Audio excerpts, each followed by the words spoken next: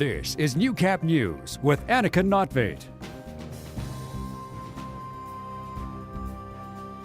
Good evening. We begin tonight with some breaking news. Emergency crews responded to reports of smoke coming from a Shell gas station earlier this evening around 5:30 p.m. There are no reports of injuries. They remain on scene at 50th Street and 29th Avenue. Now we'll have an update for you on our late night cast. With the recent warm weather, many have brought out their snowmobiles to have some winter fun. But the Lloydminster RCMP have received some complaints about sleds being driven within city limits. Jeremy Thompson reports. Crisscrossing snowmobile tracks cover the southern edge of Lloydminster. Evidence showing winter thrill seekers have been ignoring the bylaw that forbids snowmobiling inside the city. People just, will go from the road to the ditch, to the grass, to the fields and different things like that. So you're not aware of them, you're not paying attention to find them. So it's a safety issue. Snowmobiles can't be registered as street vehicles or have insurance, meaning even a minor accident could put a larger dent in your wallet than your sled. If there's a collision or something happens with a snowmobile and it's not insured inside of the city limits, breaking that law, the owner and driver of that sled would be liable for any damages or anything that would happen that way, or any civil action that would happen after. Even without traffic, snowmobiling, like all motorsports, can be dangerous. Rory Anderson works at RecTech in Lloydminster and is an avid snowmobiler. He says barbed wire fences and unfamiliar terrain are responsible for most injuries he's seen. It does come down to your surroundings and using common sense.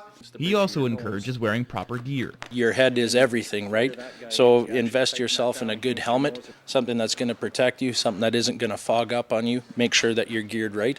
Anderson says snowmobiling in an appropriate location is something everyone should try. It's a great sport that we get to participate here as Canadians that a lot of people don't get to, so definitely enjoy that. Take the time to go outside and enjoy the outdoors and stay safe.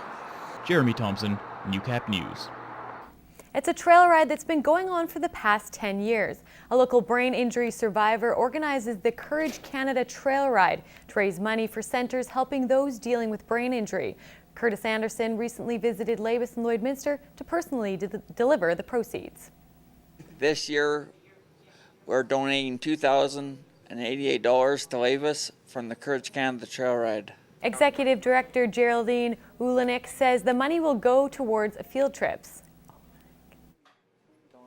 A lot of them are confined to homes and they don't get out of town all summer, and just to go out to Sandy Beach, go out for a wiener roast, go somewhere, get them out. So this is what we use this money for. Some of the grants Labus receives can't be used for travel, but since this money is a donation, they'll be using it to return to the trail ride next year.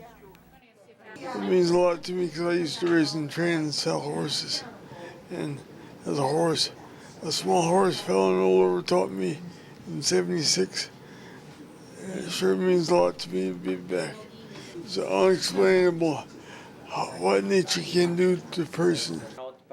The 2015 Courage Canada Trail Ride is scheduled for May 30th. Big shifts in the landscape for the Lloydminster Public School Division.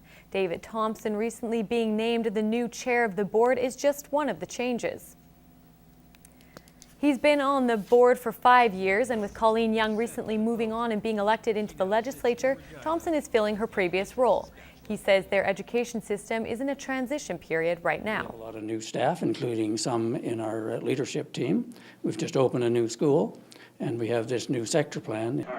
All 28 boards in the Saskatchewan division have met and developed a new sector plan.